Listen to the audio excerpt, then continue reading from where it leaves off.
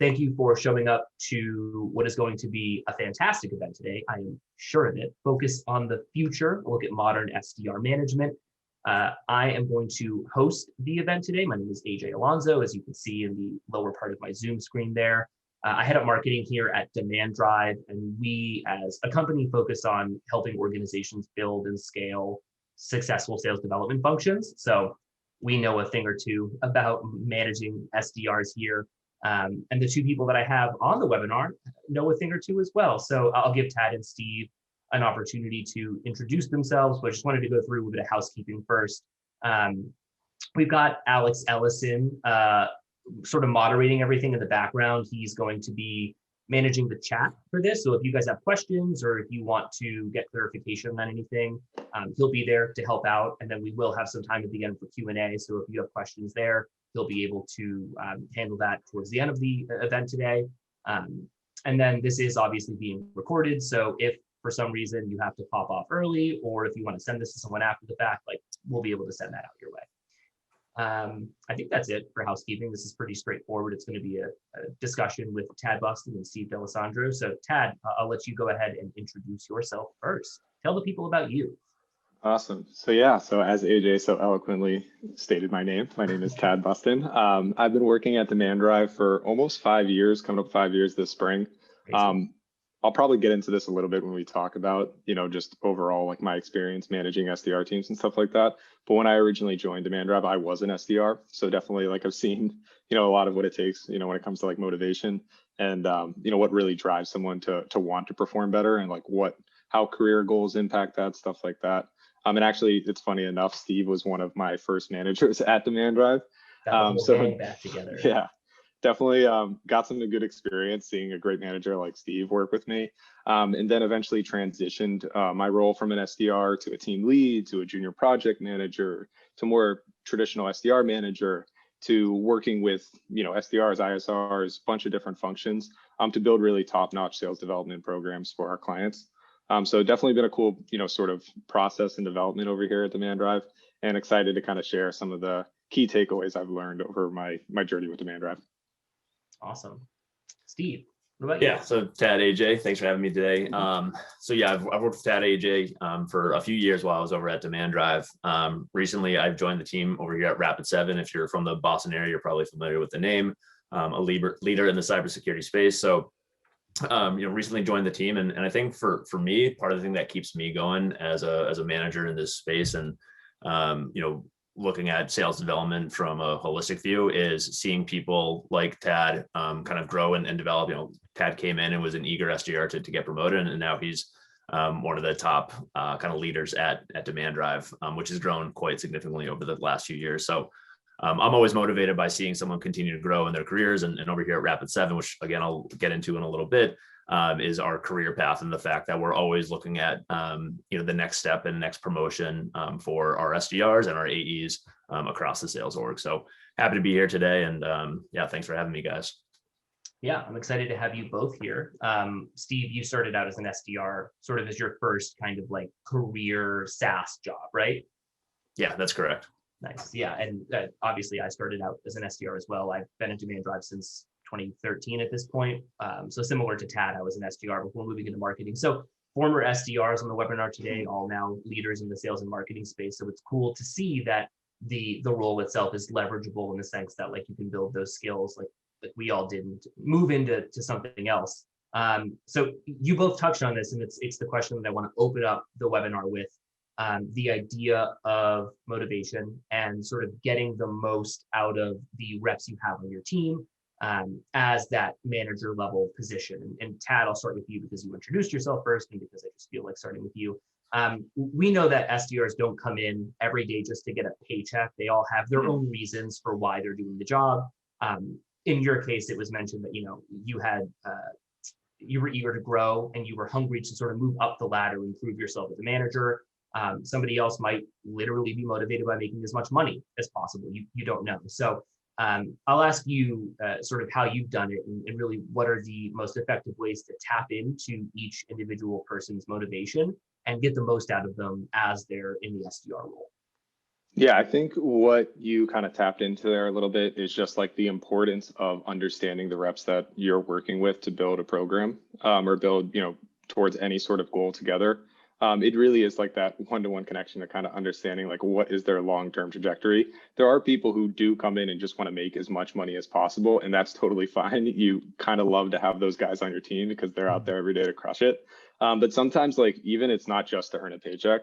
A lot of the times you can dig deeper with those members of your team to sort of like discover, hey, are they saving to buy a house? Are they, going to buy a ring or something like that? Are they working towards some like bigger goal that you can connect with them on a personal basis that kind of like drive the motivation, being like, hey, man, oh, how close are we? What are we moving towards? And so like, I think like that's totally something to like, build that relationship to figure that out when it's the paycheck side.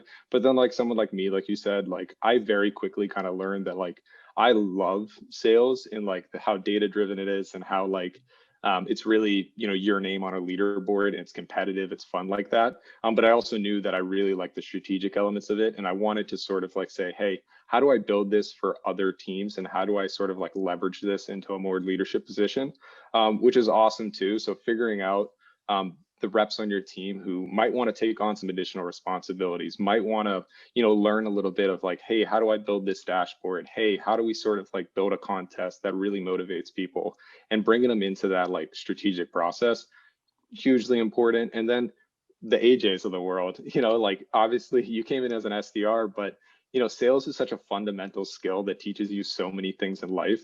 So like, you need to be able to talk to people. You need to be able to understand and kind of pitch what you're thinking.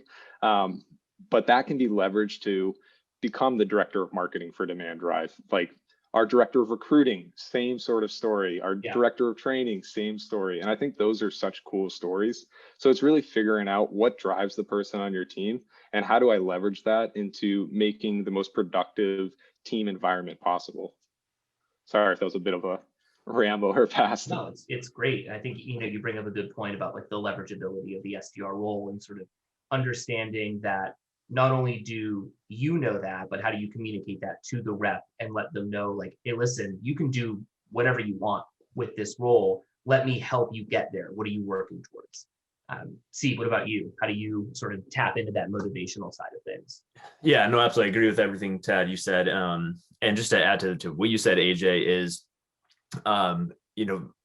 making them understand that they do have to be successful in the current role. I think a lot of times, some young in their career, they get a taste of something, whether it's marketing or operations or enablement, and they want to pursue that. And we want to make sure that we support them in that endeavor and that we're providing them a path to get to there or get to the role that they want to achieve. But I think it's really important that in it, like any job, like you need to show them that they need to be successful in that current role. And I think people want to experience success, especially early on in their careers. Like, yeah, it could be money, it could be promotions, it could be a lot of different things. But I think at the end of the day, a lot of people just want to say, I worked hard, I did a good job this month, I got the results I was looking for. So get them to experience that success, show them, that the skills are transferable across so many different roles and industries. Sales, for when I started off, like I was probably very unprofessional, not knowing exactly kind of how to carry myself in a business setting. And, being an SDR and talking to C-levels and VPs at large, Fortune 1000 companies really taught me how to hold myself and be confident in articulating myself and having a conversation with someone who may not, see eye to eye at first, but being able to leverage, your product knowledge, your industry knowledge to have a conversation. And again, those skills are very transferable. But I think out of the gates, you just need to ask the person. You need to figure out like what are they motivated by? Why did they take this role? And the other thing I'll add is people do want to be held accountable. I think that's something that gets lost in hey, we need to motivate them, we need to encourage them. But at the end of the day, like they want to be held accountable. And I think as managers, we need to do that, and we need to hold ourselves accountable to working with them and making sure that we're giving them the tools to be successful. Yeah. I was just going to build off of what Steve said there at the end. Like, I do think the accountability thing is something that is lost. I can't tell you the amount of times I've talked with like high performers on a team who are almost like frustrated because the entire team as a whole isn't held accountable, which obviously like we need to figure out what's going to work for everybody on the team. But like, that is true. You don't want it to be so that like, hey, like we're only sort of like pushing up our, our B or A players. But then some of our lower performers, like we're not really spending the time to like, get them to where they need to be. And I think like high performers sometimes like latch on to like, hey, you're not like working with them to sort of get them. And so like, that's definitely something to pay attention to. Yeah. I think the point that I wanted to bring up, the idea that like, you have to communicate to your reps that like you're working with them to help them get to these goals, but it's at sort of their pace almost. The idea that like, hey, listen, if you want to, I don't know, get promoted to an AE, or if you want to move up and out of the role into a management position, like I need you fully invested here and now in the SDR role. And I can help you while you're in the SDR role, and we can work together to get there. But like, I need 100% of you right now.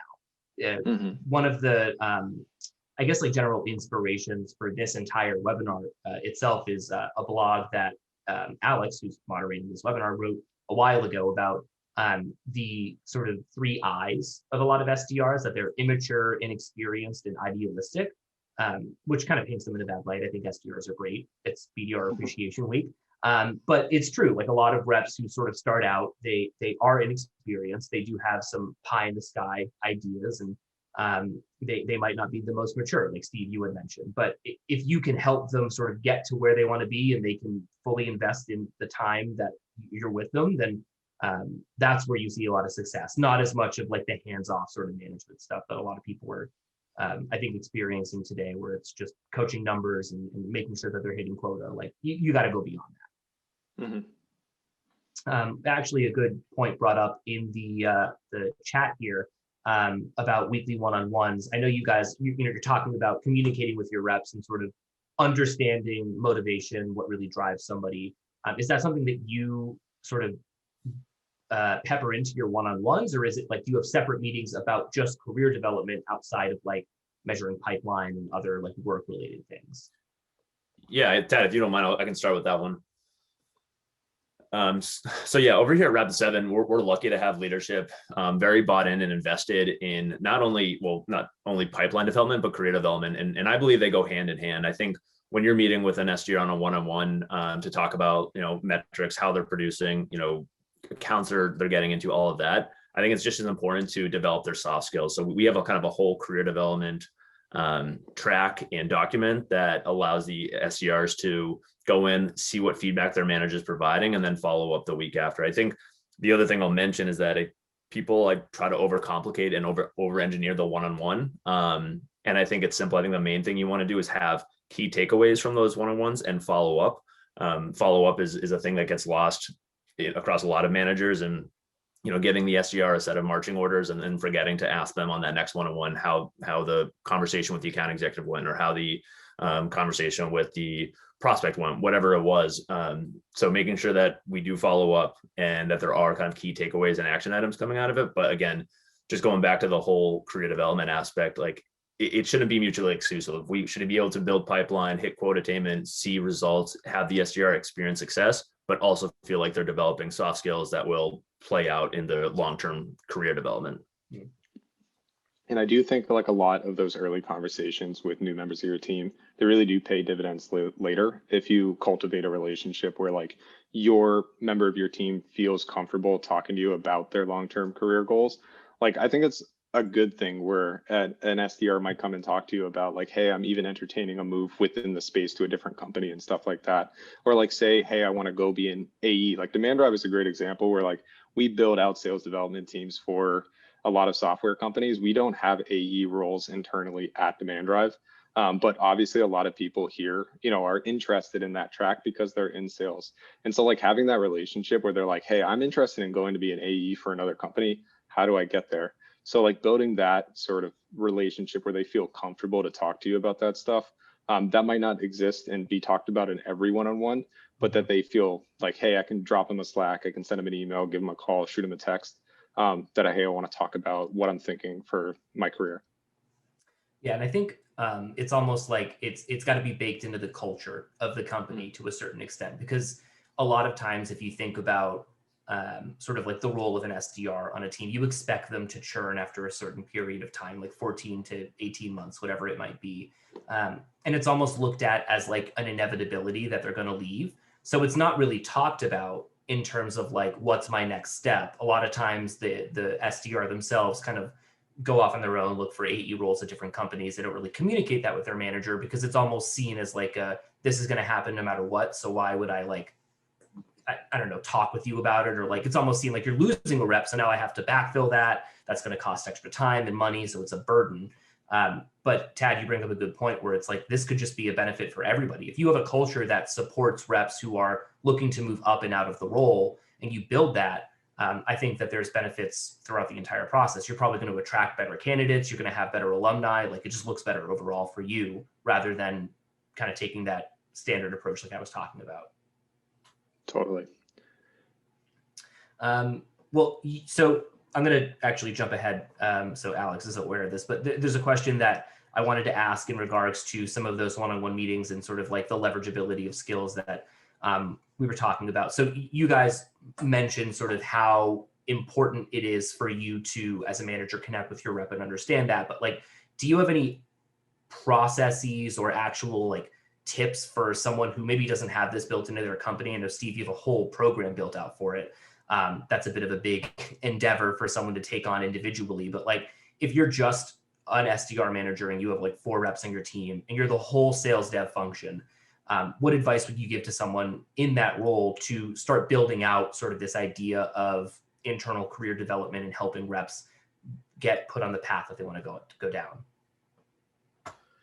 Yeah, so I can start off with that and feel free to add on, Steve, because obviously like the benefit is, you've been at demandDrive too, so you've had some of these experiences as well. I think like there needs to be also some buy-in from outside, sponsors at the organization too, especially when it comes to like career development to other departments or to a higher role that's outside the SDR role, leadership positions and stuff like that. Because like it's great to sort of like talk about it. If it's an internal sort of like improvement, but just making sure that those paths do exist. And this is actually kind of circling way back to what you said in sort of your first part, Steve. But when you talked about like making sure the reps are kind of like seeing that growth happens only if there's sort of growth at the overall organization, because then that's like a great tactic. Like if you can be transparent saying that like, hey, if our team can hit this, if we add X amount of people, this position is going to open up and this is going to put you in a great spot to sort of take that next step in your career. Being able to actually provide like real sort of like timelines, benchmarks of how we're going to get there is going to motivate people more. But always, I feel like it's important. Like if I say that this is the end of Q2 sort of thing that we're thinking about, like having you move into, just at the end, also just kind of reiterating, because sometimes there is kind of like that head in the clouds. Okay, this is going to happen end of Q2. This only happens if we continue the growth that we're on right now. And the only way we do that is by performing at a high level as a team. And that's that extra kick. That's that extra motivation where the rep wants to go out there and absolutely crush it because they see that, hey, this is a path for me down the line. And then it's following through on that, because if that happens once and then it gets pushed out a little bit further, that could be one of the most demotivating and frustrating things for the rep. So that's where that internal buy-in comes in, where you want to make sure that there's actually going to be some sort of like transparent movement for that rep if they do what they say they're going to do. Yeah, absolutely, Ted. And I think, if I were a new manager and I had a small team and say it was a small company without the processes or programs in place, like a kind of full scale career development program, I think what's really important is the more frequent, smaller, we call them micro promotions or micro certifications, giving people, quick wins and celebrate, small but important successes in their career. So it could be a 6-month, whether you want to call it a promotion or certification, have them always work towards something and feel like they're developing and continuing to grow. So whether it's a formal account executive role that they're going to be getting, or they hit, a certain amount of metrics over the course of a time frame, and then they can take on additional responsibility and see their journey from like start when they came in, right out of college or their first job in general, and where they are 6, 9, 12 months. For an SDR, their first job, like talking about you need to be in this role for 18 months before we potentially move you into an account executive role is a lot. So giving them those small little bumps and again, like those micro promotions, so they can kind of experience that growth, whether it's an actual promotion or not, but just kind of keeps them motivated and keeps them engaged. Yeah, 18 months is like forever to a 22-year-old kid who just graduated from college. They're like, no, I want like to be an AE now. So I get that. I like that idea that like, if you break up those 18 months into 3 separate 6-month sort of micro promotions, maybe at that 18-month mark, instead of going from, I don't know, like SDR to AE, you've gone from SDR to senior rep to team lead to junior AE or some hybrid role or whatever. And that way you kind of felt like you incrementally moved up rather than made one big step forward, which I think mentally also just is a huge thing for, again, like someone who's maybe just out of college or someone who doesn't have a ton of sales experience to be able to hurdle. It's a way different mindset to have. Speaking of mindset, I'm going to transition to the next section here. We talked a lot about motivation, which is great. You two individually, I think, have pretty different management styles, and sort of how you motivate reps is very similar. But outside of that, making sure that like reps are hitting numbers that they have to hit, and that you as a team are successful. I think you both approach that differently, and that's good. I don't think that one has to be better than the other, but I like to look at it, and this is something that I was told a while ago, is managers are either data-driven or rah-rah. One being that you use numbers to back up what you're telling your reps, and the other being you just motivate them through speeches to get them to do what you want, put very bluntly. And I think, Tad, you kind of fit into that data-driven mold, and Steve, I know you've been sort of a rah-rah manager in the past. So I'll ask you guys, do you think that they have to be mutually exclusive? And what are some of the benefits of like how you think that you've managed reps that way, and how you might be able to pull the other style of a manager in? Yeah, Tad, you mind if I take that one to start? Yes, You got it. So, and AJ, actually, you put it in a good way. It's like, using data to then inform how you're going to, or what you're going to talk to a rep about. I think a good manager will use data, and to be, transparent. Tad is much more data driven than I am, and like he'll use a lot more kind of actionable insights from Salesforce or the CRM to inform like kind of what he wants to do with the team. But I think as any manager should, they should be using data to motivate someone and to go into that conversation with kind of the knowledge that, hey, if you do this based on these numbers, then you'll achieve this. You might be able to go into a room with a bunch of reps and give them the pep talk of a lifetime, and that might last like a week or even a day. But if you give that same pep talk and show them like data, and actually show them how they can specifically take a tangible action and increase and produce additional results, then that'll last a lot longer, a quarter, a year. So it's a little bit of both, but I definitely think a good manager is going to be informed with their decision making and informed how they approach a conversation, like a motivational conversation with an SDR. But yeah, Tad, I'm happy to, curious to hear your feedback as well. Oh, totally. I mean, it is always like an amalgamation of the two. It's not mutually exclusive. I do think sometimes data gets a bad rap when it comes to managing through data, because half the time people think of managing through data, they think of that one really bad VP of sales who, it's like, why aren't our revenue numbers where they need to be? Why aren't we having the opportunities generated that we needed? But not really like providing insight of like, how do we improve? And it's just saying like, I need this number to be this number. Without really digging in. I think data is a really cool tool to get a pulse check. A lot of the time when you actually want to move the needle, you do sort of need motivation. I think that data can be broken down though, to be motivating. One sort of cool example we did on one of my programs earlier this week, actually, we broke down the percentage of opportunity creation by the number of touches on an account. And when people see that it's like a pretty drastic number of percent of accounts that hit above 10 touches convert into opportunities eventually. That day, we had a way huge uptick in phone calls that afternoon, because people were like, oh, wow, I just need to hit this more. Obviously, there's going to be some stuff in there that there's always going to be little misnomers in the data where, some of that stuff is, yes, by the time you get to 10, sort of activities, you probably DQ'd some before then. And so the ones that are making it past are probably going to be the more qualified accounts, because you don't want to waste your time on that stuff. But it's cool stuff like that could also motivate a team. But ultimately, like, I think data is a cool way to inform some of the decisions on the management basis, but you never want to become that manager who just lives by it and that's all they do. It's about building those personal connections, figuring out, is this person motivated?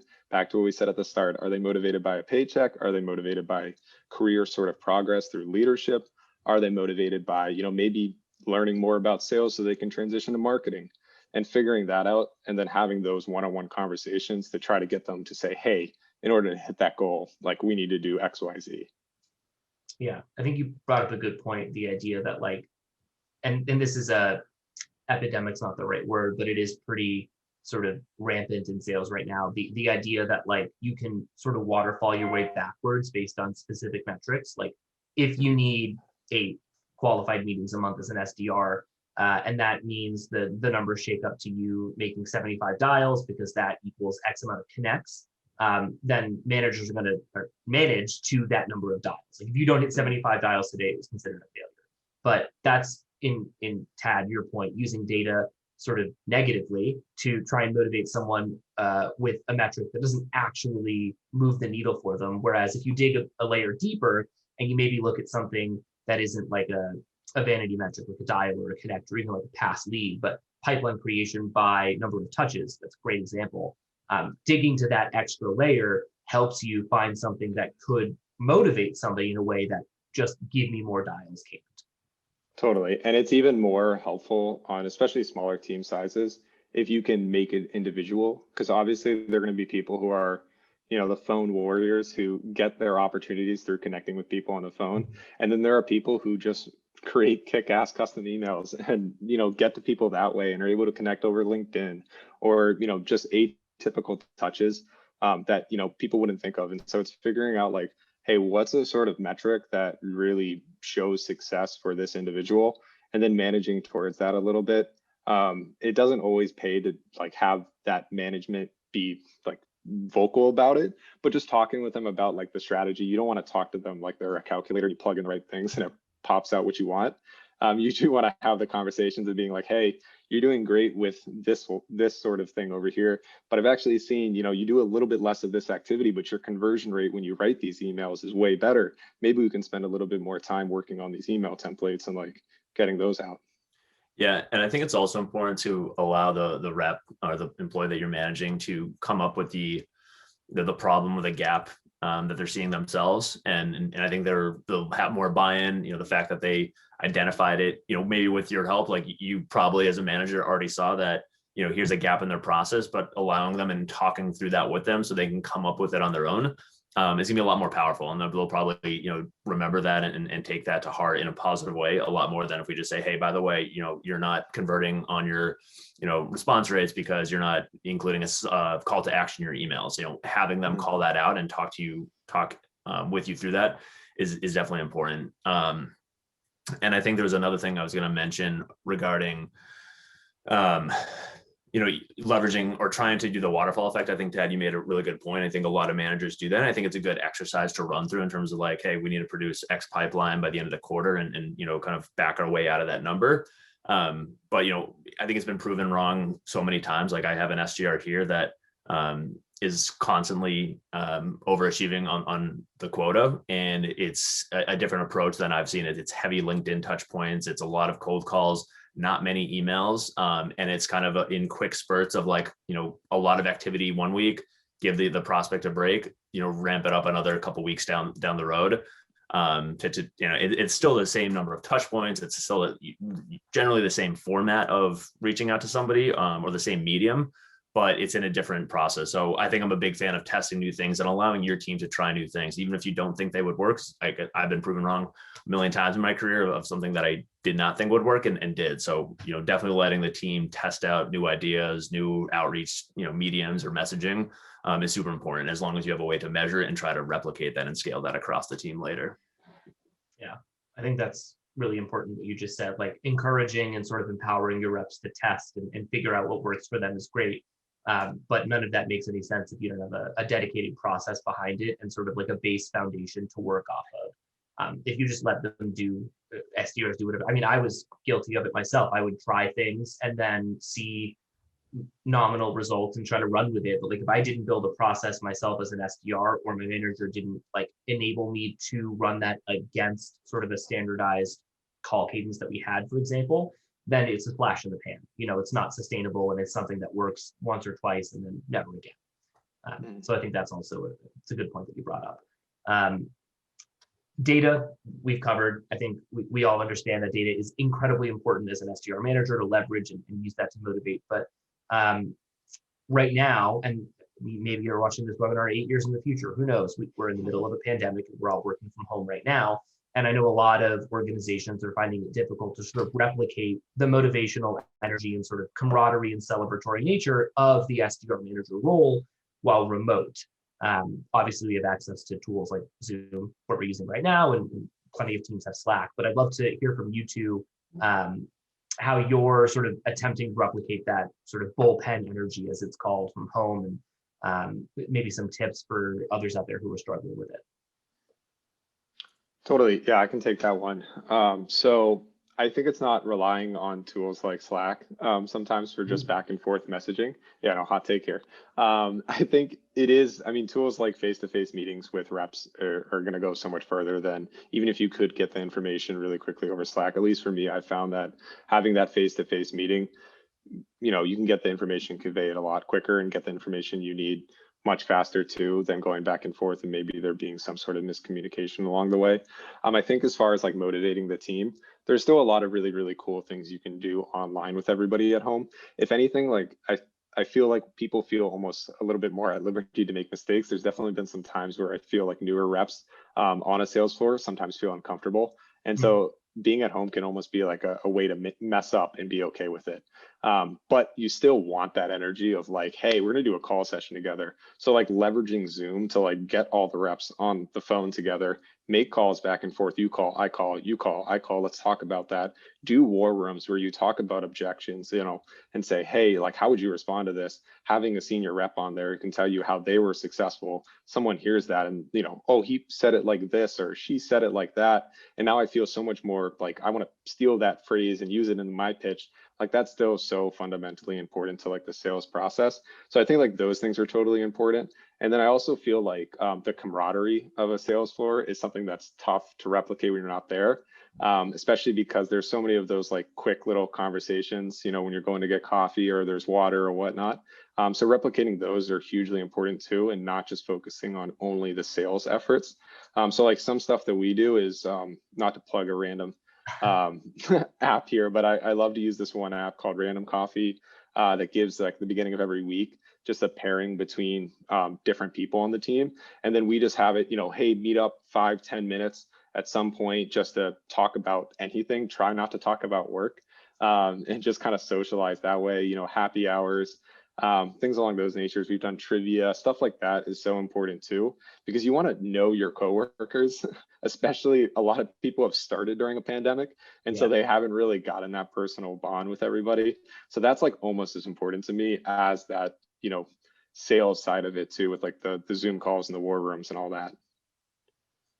Yeah, and I mean, I think I would echo everything, Tad, you just said. Going back to the Slack, and again, like, Slack's useful, but I will say one thing that we've done on my team is create like a separate kind of like almost work safe / slightly R-rated Slack channel where it's just, I'm the only manager in there. It's just my team. We have a lot of Slack channels where we have like VPs and directors and other managers on there, but just to have something where it's just the SDRs and me, and I try to, let them feel like they can talk about what they want if they need a vent or blow off steam. And because that happens, they go get a cup of coffee in the break room or some water, and they're going to talk about how frustrating the day is. Like, let that happen through a Slack channel or a team call. I also try to let different members of my team like run meetings and run different workshops. And again, I know that's, work related, but it's still kind of creating the energy that like they're seeing one of their own peers get up and do like a stand and deliver and present something, and getting people involved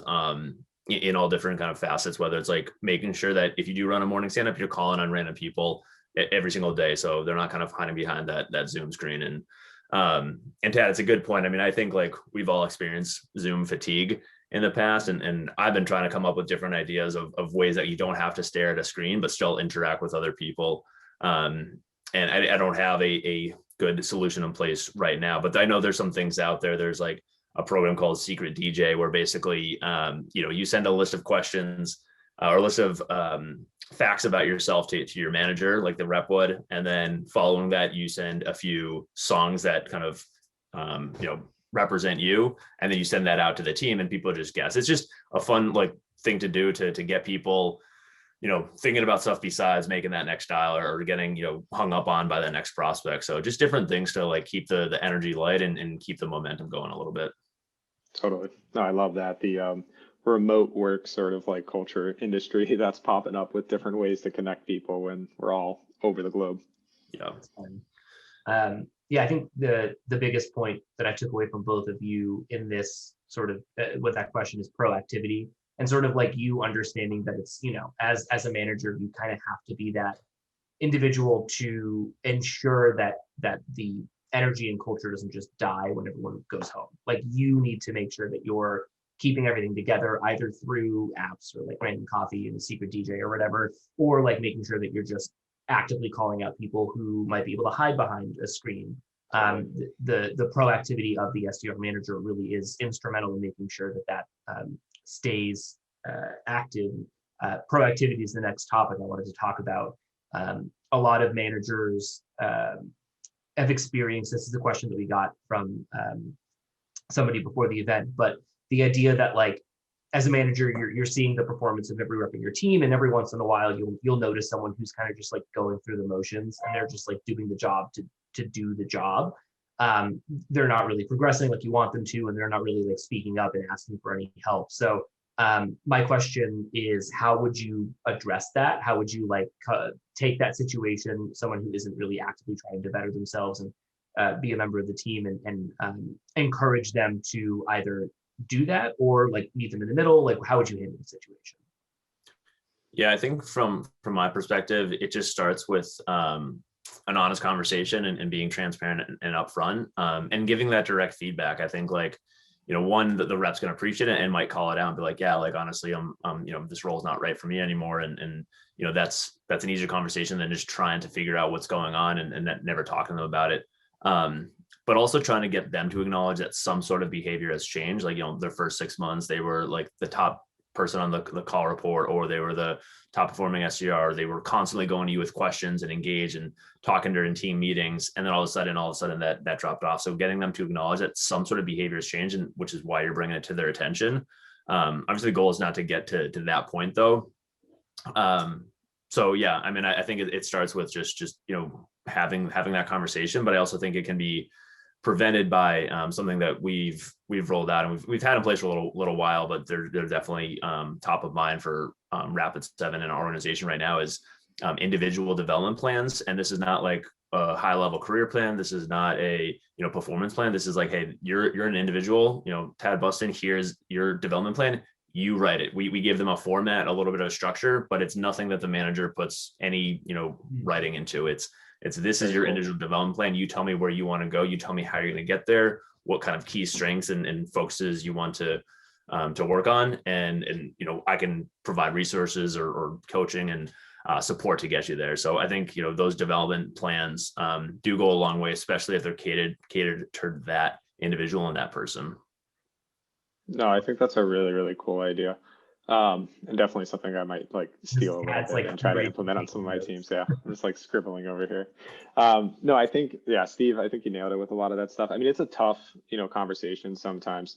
I think it's kind of falls into that camp. A long time ago, I heard someone say that like that one super uncomfortable thing you're like don't want to do that day is the thing you should do the first off right out the bat when you get into the day. Otherwise it's going to eat at you. You're going to feel bad about it and stuff like that. I feel like that one oftentimes is one of those main things where like you have someone on your team, might have been a rock star before, maybe never really found their footing, and they're really, really struggling. And it's a tough conversation to have. I think like being transparent and open with it, like just having someone kind of flounder on their own by themselves for a long time just makes the problem worse for both the manager, for the organization, for the individual themselves, where like they might need resources. And then also like you don't want to wait till it's too late, especially, people are going through a lot right now. There are a lot of people who are going through situations that like you have no clue about. Like you never know the struggles that everybody deals with on a daily basis.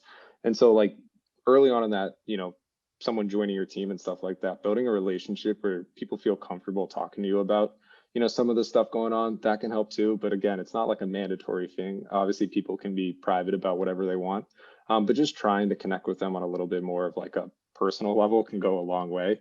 But it is definitely probably one of the more tougher things when it comes to sales management, is that person who has, been struggling a little bit. But transparency, I think, is the name of the game for that conversation.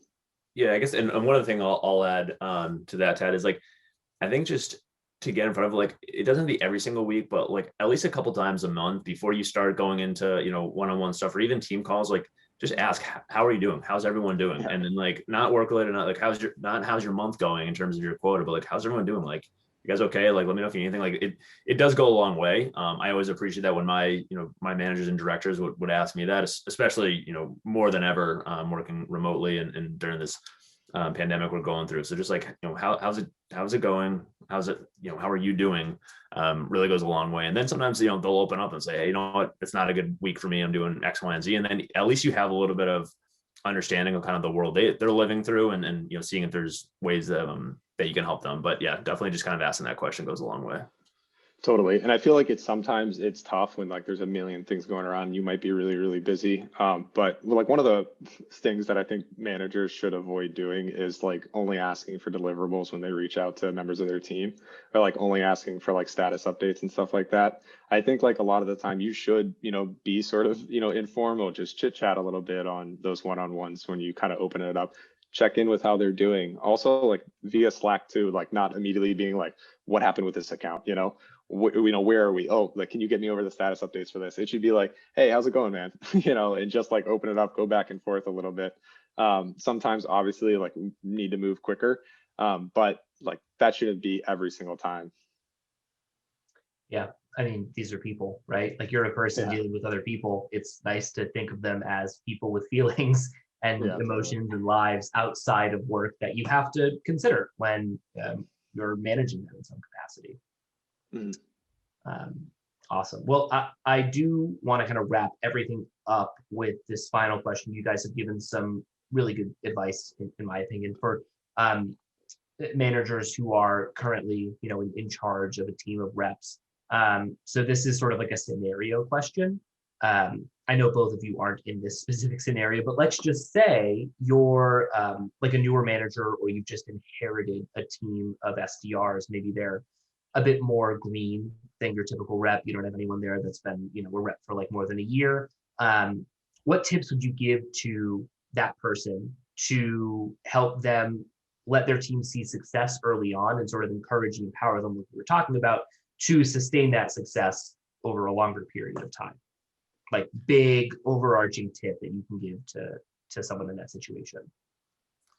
Yeah, and it's a good question. I think if one thing I would say to either that manager, or if I was that manager of that team, like, tell them it's okay to fail, at least early on. It's okay that they fall down, as long as they pick themselves back up. So I think people get so nervous that if they have a bad month, or if they're not, they don't sound like rock stars the second they pick up a phone or they start sending those emails, it's going to be detrimental in the long term. So let them know it's okay to fail. As long as we have, we kind of correct behaviors, and we don't, make the same mistakes 2 or 3 times down the road. All that stuff is good. It's a learning environment, and everyone is going to fail in some capacity in their first few months in the role. So just kind of acknowledging that right up front. And I think the other thing I would say, like, just, this is more like tactical, kind of granular, but I think a new SDR or new hires need to be extremely organized. They need to make sure they're asking help from everyone on the team, not just you and other senior SDRs, but account executives, people in other parts of the organization. Ask people for help. And then lastly, just celebrate the small wins, whether they get their first connect and talk about it and really highlight it in a weekly team meeting or weekly call. It is definitely important, and it allows them to see that early success in some capacity. Love that. Absolutely. Yeah. And I think to echo everything you said, the first part with like the being okay failing, like that's a part of the job. You're going to learn more from messing up on the phone than you are from getting a nice, easy, quick win when someone, was an inbound lead or something like that. Like it's definitely important to be like okay with messing up, because you're gonna mess up. Everybody mess up. I still remember like my first call as an SDR. It went okay, but it was like a 30-minute call, and the guy threw me through the ringer. And I didn't have an answer to like anything, but it was probably like the best experience possible. I was like sweating. I remember I was right outside of our two co-founders' office. And I was just like so nervous they're going to overhear me and be like, who is this kid? And he's so bad at this. But like those conversations are what make you a better rep. And so like it's getting that across to the members of your team that it's like, oh, like it was a tough call, perfect. Like what did you like, where did they get you? Like how can we work on sort of that objection?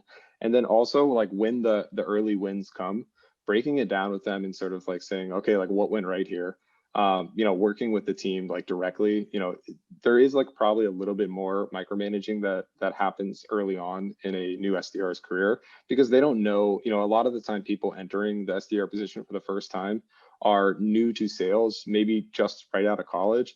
And so a lot of this stuff is just development of like organization in a professional career. And so it's like making sure they understand what worked, what didn't work. How do I sort of like notate this? How do I sort of improve on it moving forward? And just making sure, you know, you're building the basis for them to build off of from that point forward.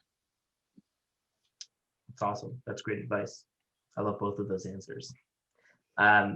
Great. Well, that's everything that we had prepared. I know we have some time left for Q&A, and I know we had a couple of questions come in. So thank you, Steve and Tad, for answering what I have prepared for you. I think it's really valuable for anyone in an SDR management role right now to really think about what you guys were touching on, like going beyond the numbers, really talking about reps as individual people and sort of understanding motivations. And ultimately, like doing stuff like that will help you hit goal more effectively and more sustainably when you take that approach. So solid stuff. I'm going to toss it over to DJ Ellison here on the sick beats track. He's got some questions for us. So Alex, I don't know, just toss one of the questions from the audience out at us, and I'll let you guys kind of just handle it as you want. Yeah, 100%. So, and for anyone listening, we got a few questions beforehand, but if you have any questions that come to mind now or you've been thinking about throughout the event, feel free to toss them in the chat, and hopefully we'll have enough time to get to them too. So first question, someone looking for advice on SDR ramp expectations, goal settings. You guys have any sort of best practices or top tips that a manager could take in sort of action from here moving forward when it comes to the SDR's sort of first few weeks or months in the role? Yeah, I'll just start, and Ted, you feel free to jump in. That's challenging. It obviously depends on like, you know, your average deal size, you know, the size of the you know, prospects you're going after. So there are a lot of variables there, but I think that the first thing I would look at, besides like throwing a number out there, like a qualified opportunity or a sales accepted opportunity, is like, how many conversations can they have? I mean, that's something that's fairly in their control. And that starts with, you know, phone, you know, hitting the phone, sending LinkedIn messages, utilizing email, maybe a couple of videos. You know, Sendoso and Alice are popular platforms right now for gift sending. So arm them with those tools if possible, and track the number of conversations and track the quality of the conversation. I know that was a big thing that when I was at demandDrive, and I'm sure still is, Tad, is the qualitative aspect of like, is an SDR able to carry on a conversation with a prospect? So if it is their first 30 days, you may not want to even set a quote out there, because that could be, you know, pretty intimidating to have a quote of 4, 6 SQOs, whatever the number is. But just let them know that you're tracking them based on number of quality conversations, you know, referrals, competitive intel, account intel, all of that information.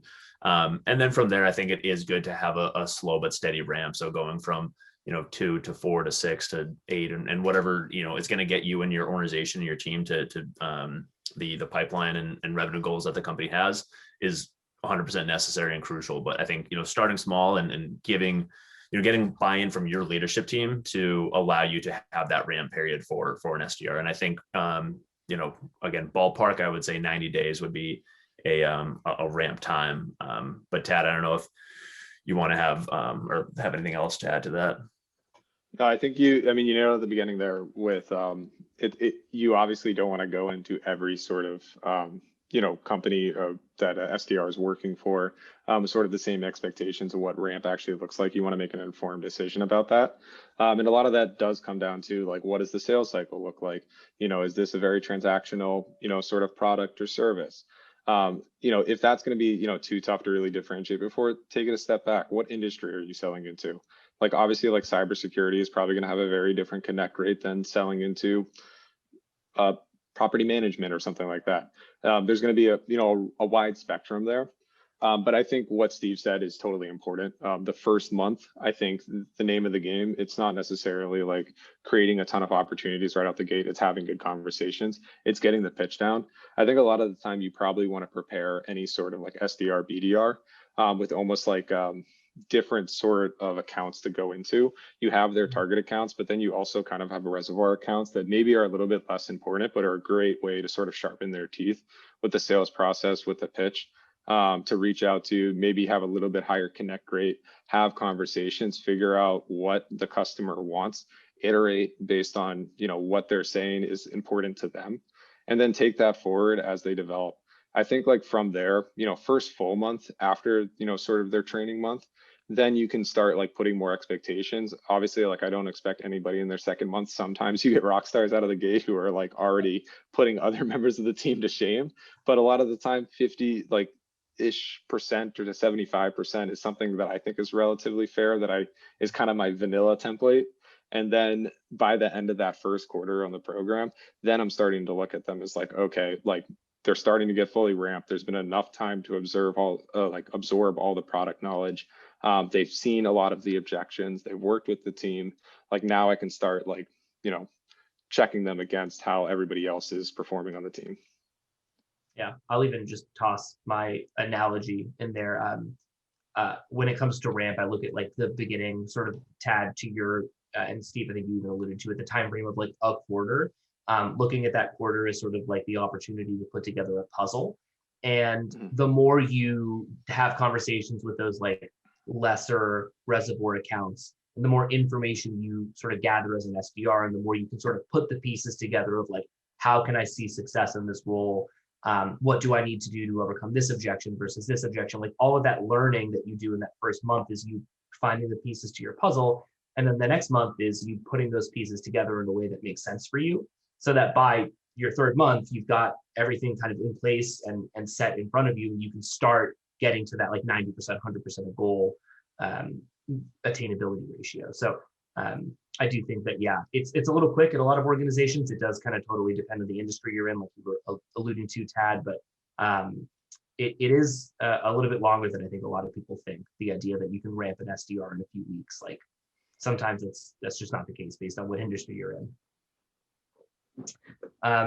Alex, what else do we got from the audience? Yeah, we just got a couple good questions in the chat. I'll start with Vamsi's since it's kind of related to ramp and everything. So he's wondering, once an SDR is fully ramped up, how do they start to plan out their day-to-day, right? You just talked about they now have all the pieces sort of to figure out what their day-to-day is going to look like. But how do you as a manager help them put that all together, sort of put together their own puzzle in a way that works best for them?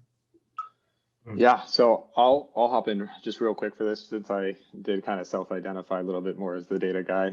But I think that data is actually, especially like on an individual level, is a cool way to sort of like map out your day. Once you've like been sort of ramped, especially like industry does vary between when people are actually going to be available on the phones. And so like figuring out when are sort of like the hot hours on the phone, making sure that that hour is like squarely focused, or hours are squarely focused on reaching out to new prospects, you know, trying to get someone live on the phone. What are the hours that you typically get better responses via email and stuff like that? Obviously, like you can never go one way forever. You gotta, you know, zig when other people zag, because, you know, you see this all the time, especially with like sales gurus and stuff on LinkedIn. When something starts working, I think AJ, you actually had a great post about this the other day, but when something starts working, everybody else starts doing it. And then, you know, then you just become another voice amidst all the shouting. And so you definitely want to, hey, if you start seeing a decrease, like then start switching things up again, always be A/B testing and stuff like that. But I do think like some part of your day structure should be based off of the success you've seen in that sort of ramp period of like, this is when I get people on the phone. This is when I typically get more email responses. Oh, I leave the voicemail in the morning. I typically get a call back around the afternoon, you know, and figure out what makes the most sense for your prospecting style and the industry that you're in. Yeah, I completely agree. And just to quickly add on, because I know maybe we can get to a couple more questions, is just time blocking, and Tad, you alluded to it, but I think one aspect of time blocking that I think a lot of people forget about is besides their lunch block, give them an hour where it's like nothing is scheduled, and they can use that time for self-education, for account mapping, for whatever it is, and especially because things come up. So a lot of times we'll be running throughout the day, and then I need to talk to my team, so I'll schedule a quick 15-20 minute Zoom meeting, and that might be right in one of their big calling blocks or call blitzes. And I do tell the team hey, if I schedule something like that, let me know. I want to work around their calendar. Sometimes due to the urgency of whatever is going on, that's not possible. So I ask them to block off an hour that is kind of theirs, and they can use that for whatever they want, but it allows them to then kind of move things around if something pops up, or all of a sudden their Wi-Fi goes down for 40 minutes throughout the day. They can then take that calling block or that email template writing workshop, whatever it is, and move it to a different time slot. But yeah, 100% agree with what you said, Tad. Nice. I like that. Alex, it looks like we have time for one more question if you got one. Yeah, we've got a good question in the chat from Julie, if you guys want to scroll up and read it word for word. But basically she's asking, if you have a BDR or SDR who prefers to make statements about the prospect they're calling based on their own research, versus an SDR who prefers to sort of open the conversations they have just sort of with the discovery portion of the call. How do you, I guess, sort of manage, doing the research, but still not making too many assumptions about the prospect when they reach out? Or how do you sort of go about making sure that the research that the SDR has done makes itself as useful as possible when they're doing their prospecting? Yeah, so I can lead that one off. I think, especially when it comes to doing research, obviously research is really, really good, especially with those target accounts that you're really focused on that are the big wins for your organization. I think one of my favorite things to do with, especially we're working on email templates or sort of the first questions that get asked in a conversation with SDRs is molding research and the coolest parts about, your solution into questions, and asking those questions to lead to sort of the research that you've done and the cool parts about your product, so that it kind of leads in and makes sense as you go, if that makes sense. Yeah, and I think I understand the question a little bit more now in terms of going in and be hey, I understand your company is looking to or had just merged with XYZ company, want to talk. So kind of making that statement instead of probing and doing a little bit of discovery. I think it's helpful to show the prospect and the organization that you're calling that you have done some research and a little bit about who they are and why they're in business. I think the why is important in what they're doing to make revenue and make money if it's a for-profit. So it's a balance, calling out or making a statement about the company as opposed to just identifying challenges and pain points that the prospect is facing. I always like to have that, a little bit of knowledge, but also kind of play the card of hey, I'm looking for some help over here. I just, wanted to reach out to you. I'm not sure if I'm in the right place. Over here we do X, Y, and Z, and I'm not sure if that falls into your roles and responsibilities, but I'd love to talk to about how you are solving some of these challenges around whatever it is. So it's a little bit of not so forceful. And I think for the most part, people want to help people. So if you're just hey, I was hoping you could help me out is usually a good statement, and then try to get the ball rolling. And there's a lot of times, especially if you're calling into an enterprise company, they're not going to be that right person, especially right off the bat. So it's playing the card of trying to get to the right person and trying to get directed to the department that would handle all of that. But and one thing kind of semi-related that I'm just thinking about listening to you, Steve, I think that was a great point there. I think it's also there's a balance again from what the solution is. So in an industry where it's a longer buying cycle, higher sort of average sales price, there is more of the research value need that goes into that conversation that's really going to move the needle, because obviously those are much larger decisions. When it comes to much more transactional things, it is that second part more so is teeters that way on the teeter-totter. I don't know if I properly good analogy there, but you're selling almost yourself as a person when you're sort of connecting with them, and you're sort of building trust a little bit more with some of those more high transaction ones, because there isn't, people are more likely to probably want to have a conversation when there's probably less at stake if you sort of built a relationship. Obviously, like both are important in each situation, but at least from what I found, like for like the higher average sales price, there's obviously got to be a lot more research and like coalescing around the goal, the problem that the solution solves.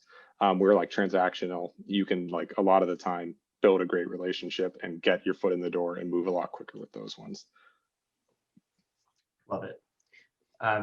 That is unfortunately time. I feel like we could have talked about this for hours and hours, but Tad and Steve, thank you so much for hopping on with us today, talking through the future of SDR management. I'll ask each of you if people want to learn more about you, and if you have anything you want to plug, like this is a good time to say it. So like LinkedIn profiles, projects you're working on, anything at all. Tad, start with you. Yeah, I would say like anybody who wants to connect over LinkedIn, more than happy to connect, talk about this stuff in more further depth. Talking about your organization, you know, struggles that you're going on with your SDR management or your BDR management, ISRs or whatever, or just building a program. One of the things that I kind of got to experience over the last couple of years at demandDrive was taking a program from like 5 reps to like 50 plus contributing members. And so like that was a learning experience, to be honest with me. And it definitely wasn't all success all the time. And so definitely learned a lot from that experience. So any other sort of like hyper growth situations with like sales teams, love to talk about that stuff. More than happy to. Yeah, so LinkedIn, great place to reach out if you want to connect. Tad equals hyper growth. Got it. Steve. Yeah, no, nothing from me. I mean, feel free to connect with me on LinkedIn. I'm happy to continue this conversation in a different capacity. But yeah, AJ, Tad, Alex, thanks for having me today. I enjoyed the conversation and look forward to talking to you guys soon. Awesome. Yeah, thanks again, everyone. Really appreciate it. Enjoy the rest of your, what's today, Thursday? Enjoy the rest of your Thursdays, almost the weekend. Have fun and stay safe out there. Bye, everyone. Thanks, everyone. Bye.